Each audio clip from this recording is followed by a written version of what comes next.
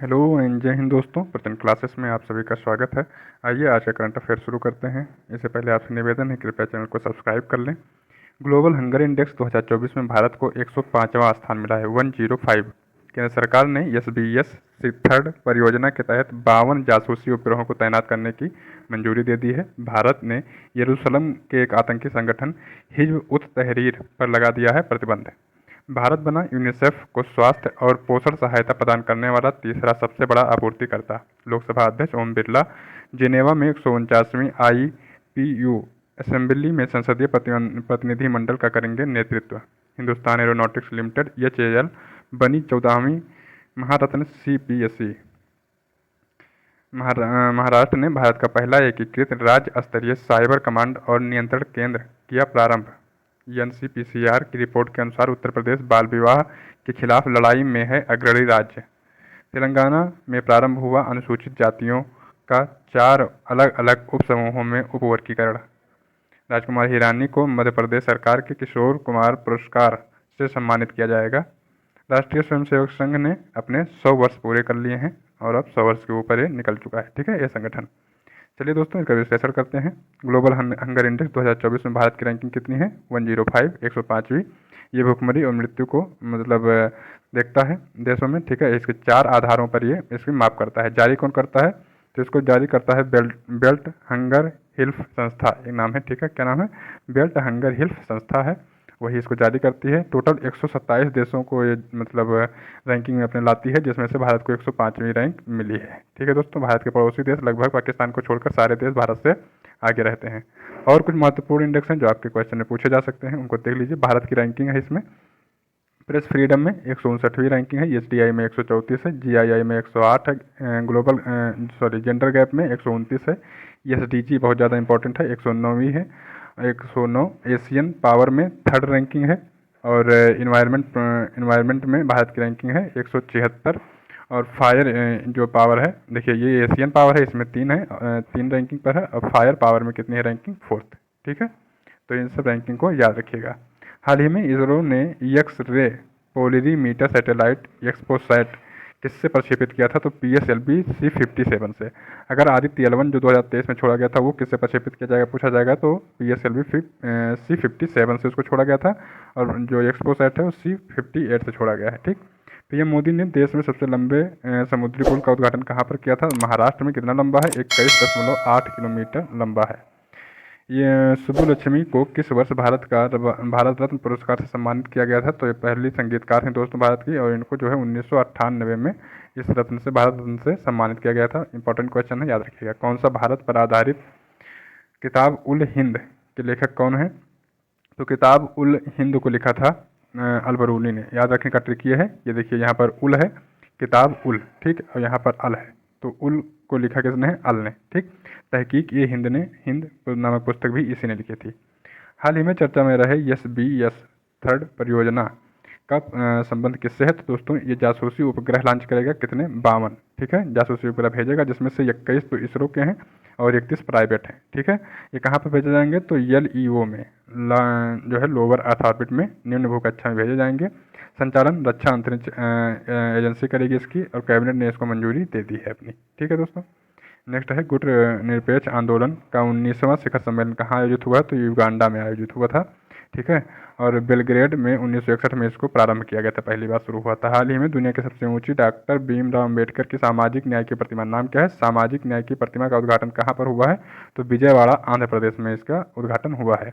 Nokrek biosphere reserve कहाँ पर है? तो दोस्तों मेघालय में है। पंच जगत वर्गीकरण के जो जीवों का वर्गीकरण है, तो पंच जगत वर्गीकरण के जनक कौन है? तो हुइटेकर है, ये जो हुइटेकर। ठीक है, किसमें इन्होंने वर्गीकरण किया? मोनेरा, प्रोटिस्टा, कवक, प्लांट और एनिमल। ठीक है, हाल ही में भारत ने आतंकी संगठन हिज्ब उत तहरीर पर प्रतिबंध लगाया है। ये किस देश से जुड़ा हुआ है? तो इजराइल से जुड़ा हुआ है। ठीक है, इस पर भारत ने प्रतिबंध लगा दिया है। ये जो है जिहाद और आतंकी गतिविधियों को, जिहादी और आतंकी गतिविधियों को देखते हुए इस पर भारत ने प्रतिबंध लगाने का निर्णय ले लिया है। प्रतिबंध लगाता कौन है? तो गृह मंत्रालय। ठीक है, भारत के 75वें गणतंत्र दिवस के मुख्य अतिथि कौन थे? तो दोस्तों आपको याद होगा, फ्रांस के राष्ट्रपति आए थे, इमैनुअल मैक्रोन। ठीक है, इसमें कौन सा स्टेट जो है झांकी जो प्रदर्शित की जाती है उसमें नंबर 1 पर आया था? तो उड़ीसा ने इसको जीता था। ठीक, हाल ही में 43 वर्ष की उम्र में युगल में ग्रैंड स्लैम जीतने वाले सबसे उम्रदराज खिलाड़ी कौन बन गए थे? तो रोहन बोपन्ना। ठीक है, 43 साल की उम्र में इन्होंने जीता है ऑस्ट्रेलियन ओपन। ठीक। भारत सरकार अधिनियम 1919 पारित होने के बाद सरकार के कार्य की अध्ययन करने के लिए कौन सा संविधिक आयोग स्थापित किया गया था? तो दोस्तों इसको जो है कौन सा संविधिक आयोग स्थापित किया गया था? तो साइमन कमीशन 1927 में किया गया था ना इसको, तो इसीलिए। अब बाद में लाला लाजपत राय जी इसी का विरोध करते हुए मारे गए थे, शहीद हो गए थे। यूनिसेफ को स्वास्थ्य और पोषण सहायता प्रदान करने वाला तीसरा सबसे बड़ा आपूर्तिकर्ता देश कौन बन गया है? भारत तीसरा आपूर्तिकर्ता देश बन गया है। ठीक। इसमें जो है टीका, दवाइयाँ और खाद्य जो है चीज़ें इसमें डोनेट करनी होती हैं। देखिए इसमें टॉप 5 में भी चाइना नहीं आता। चाइना जो है बहुत कम डोनेट इसमें करता है ना। इसकी जो है स्थापना 1946 में हुई थी। संयुक्त राष्ट्र बाल कोष की स्थापना कब हुई? 1946 में। हेडक्वार्टर कहाँ है? न्यूयॉर्क यूएसए में। और जो इसके हेड हैं कैथरीन रसेल। हाल ही में भारतीय नौसेना में शामिल किया गया पहला सर्वेक्षण पोत कौन सा है? तो आईएनएस निर्देशक, आईएनएस सहायक और आईएनएस निर्देशक। ठीक है, तो अभी हाल ही में जो लॉन्च किया गया है वो है आईएनएस निर्देशक।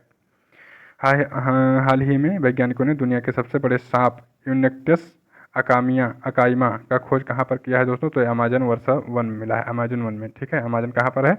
ब्राज़ील में। पारितंत्र शब्द के प्रतिपादक कौन है? तो दोस्तों देखिए यहाँ पर थोड़ा सा कन्फ्यूजन होता है। अगर पारितंत्र पूछेगा तो उसका मतलब हुआ इकोसिस्टम। ठीक है, पारिस्थितिक तंत्र या पारितंत्र, तो उसको इसका खोज किया था टांसले ने। लेकिन अगर पूछेगा इकोलॉजी, पारिस्थितिकी, ठीक है, तो इसको किया था अर्नेस्ट हैकल ने। तो इन दोनों लोगों का नाम याद रखिएगा। किसी व्यक्ति के राज्यपाल के रूप में नियुक्ति के लिए न्यूनतम आवश्यक आयु क्या है? तो राज्यपाल के लिए 35 वर्ष है दोस्तों। राज्यपाल के लिए 35 वर्ष है, प्रेसिडेंट के लिए 35 वर्ष है, और जो वाइस प्रेसिडेंट होते हैं उनके लिए भी 35 वर्ष है। 25 वर्ष प्रधानमंत्री के लिए है। ठीक है, और मुख्यमंत्री के लिए 25 वर्ष है। जो लोकसभा में चुने जाते हैं सांसद, उनके लिए भी 25 वर्ष है। राज्यसभा में जो सांसद चुने जाते हैं उनके लिए 30 वर्ष है।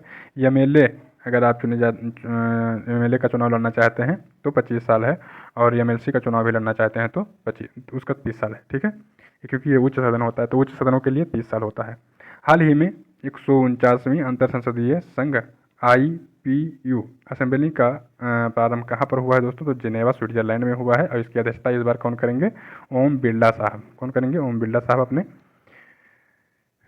अपने यहाँ के लोकसभा के अध्यक्ष हैं। हाल ही में लोकपाल पद पर किसे नियुक्त किया गया है? अजय माणिक राव। इनसे पहले कौन थे? PC घोष। हाल ही में लाचित बोरफुकन की 125 फुट ऊंची प्रतिमा कहाँ लगाई गई है? उसका नाम है स्टैच्यू ऑफ वेलोर। तो ये कहाँ पर स्थापित की गई है? जोरहाट आसाम में। लाई हरोबा महोत्सव ये शास्त्रीय नृत्य है, तो ये कहाँ पर होता है? शास्त्रीय नृत्य मणिपुर में होता है। The race of my life an autobiography किस भारतीय एथलीट द्वारा लिखी गई थी? तो ये है मिल्खा सिंह की, इनकी मृत्यु हो गई है। हाल ही में केंद्र सरकार ने 14वीं महारत्न कंपनी CPSC का दर्जा किसे दिया है? तो दोस्तों HAL हिंदुस्तान एरोनॉटिक्स लिमिटेड को। अब टोटल 14 कंपनियां हो गई हैं जो महारत्न कंपनियों का प्रॉफिट 5,000 करोड़, ऐसा कंपनियां जिनका प्रॉफिट मार्जिन 5,000 करोड़ रहता है लगभग 3 वर्ष से एवरेज। ठीक है, तो उन कंपनियों को महारत्न कंपनियों में शामिल किया जाता है। तो इसमें अब हिंदुस्तान एरोनॉटिक्स लिमिटेड भी शामिल हो गई है। इसके साथ ही इसमें 14 कंपनियां अब हो गई। ठीक। अब दोस्तों आपका थोड़ा सा ये काम है कि आप ये बताएंगे कि अपने देश में कितनी नवरत्न कंपनियां हैं। ठीक, नवरत्न, क्योंकि मैं कई बार इसमें बता चुका हूँ अपनी क्लास में। तो नवरत्न कंपनियां कितनी हैं और लास्ट वाली नवरत्न कंपनी कौन है उसका नाम आप कमेंट बॉक्स में लिख देंगे। 13th नंबर की जो है, 14वें नंबर की तो HAL हो गई। 13th नंबर की ऑयल इंडिया लिमिटेड है, OIL। और 12वें नंबर पर कौन सी है? Rural electrification company limited. ठीक है, तो 12, 13, 14 का नाम याद रखिए। आप यहाँ से इसका स्क्रीनशॉट ले लीजिए। इसमें 13 कंपनियाँ जो इससे पहले हैं, और इसमें एक और HAL को जोड़ लीजिए। HAL, ये अब 14 कंपनियाँ हो गई। इनके नाम लिख, इसको जो है आप स्क्रीनशॉट लेके देख सकते हैं। हाल ही में संयुक्त राष्ट्र मानव विकास सूचकांक 2022 में भारत को कौन सा स्थान मिला है दोस्तों? तो UNDP में जो है इसको जारी करता है 134वां स्थान मिला है। 134वां 2011 के 97वें संविधान संशोधन अधिनियम में ने राज्य के एक नए नीति निर्देशक सिद्धांत को जोड़ा जो संबंधित है। तो किससे संबंधित है? 97वें में जोड़ा गया था दोस्तों सहकारी समितियों को अच्छे से याद रखिएगा। अल्लाह रखा, शाबिर खान, पंडित कृष्ण महाराज और पंडित ज्ञान प्रकाश संदीप दास किस वाद्य यंत्र के प्रसिद्ध वादक हैं? तो दोस्तों ये सब तबला से जुड़े हुए हैं। किससे? तबला से। हाल ही में भारत का पहला एकीकृत राज्य स्तरीय साइबर कमांड और नियंत्रण केंद्र का उद्घाटन कहाँ पर हुआ? महाराष्ट्र में। कहाँ पर हुआ है? महाराष्ट्र में। और इसका उद्घाटन किया किसने? देवेंद्र फडणवीस ने, वहाँ के डिप्टी सीएम है महाराष्ट्र के, है ना।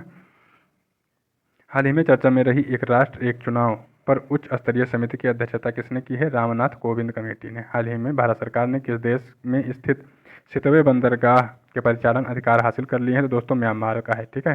कालादान मल्टी रिवर प्रोजेक्ट के अंतर्गत इसको भारत ने प्राप्त किया है। भारतीय संविधान का कौन सा अनुच्छेद समान न्याय और निःशुल्क कानूनी सहायता से संबंधित है? तो 39 है, 39A। सत्यशोधक एक सेकंड रुकिएगा। सत्यशोधक समाज की स्थापना किसने की? ज्योतिबा फूले ने। ठीक है। इनकी एक पुस्तक है गुलामगिरी। एनसीपीसीआर की रिपोर्ट के अनुसार बाल विवाह के खिलाफ लड़ाई में अग्रणी राज्य कौन है? उत्तर प्रदेश। ठीक है। अग्रणी राज्य उत्तर प्रदेश है, फिर उड़ीसा है, और सर्वाधिक बाल विवाह हुए कहाँ पर हैं दोस्तों? तो ये हुआ है कर्नाटक में। ठीक है। चलिए, हाल ही में देश में नौसेना प्रमुख पद पर किसे नियुक्त किया गया है?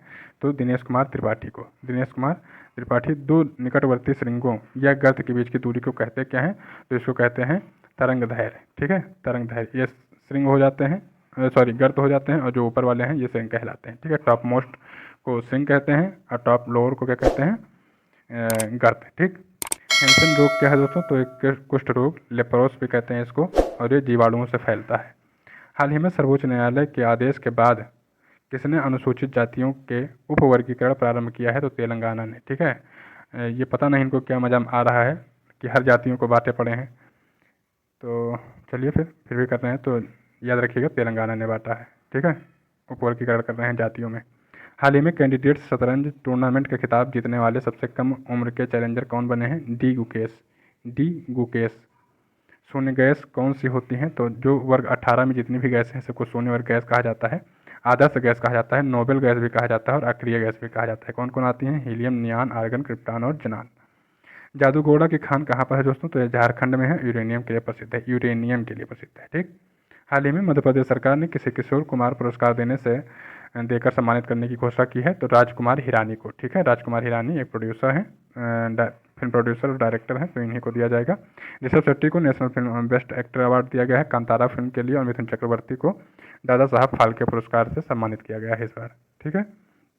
हाल ही में वर्ष 2024 में ICC T20 विश्व कप के ब्रांड एम्बेसडर किसे नियुक्त किया गया? 3 लोग थे। तो कौन कौन से थे 3 लोग? हुसैन, युवराज और क्रिस गेल। ठीक है। नेक्स्ट देखेंगे। ग्रेनाइट बेसाल्ट किस प्रकार की चट्टान है दोस्तों? आग्नेय चट्टान है। टेबल शुगर में क्या शामिल होता है? सुक्रोज। ठीक है। क्या शामिल होता है? सुक्रोज। सुक्रोज बनता किससे है? ग्लूकोज और फ्रक्टोज को मिला के सुक्रोज बनता है। चलिए दोस्तों, ये हमारा आज का करंट अफेयर क्लास पूरा हो गया। अगर आपको ये क्लास अच्छे समझ में आ रही हो और रिवीजन आपका फास्ट हो रहा हो तो कृपया आप चैनल को सब्सक्राइब करें। मिलेंगे नए क्लास में, तब तक के लिए नमस्कार, धन्यवाद।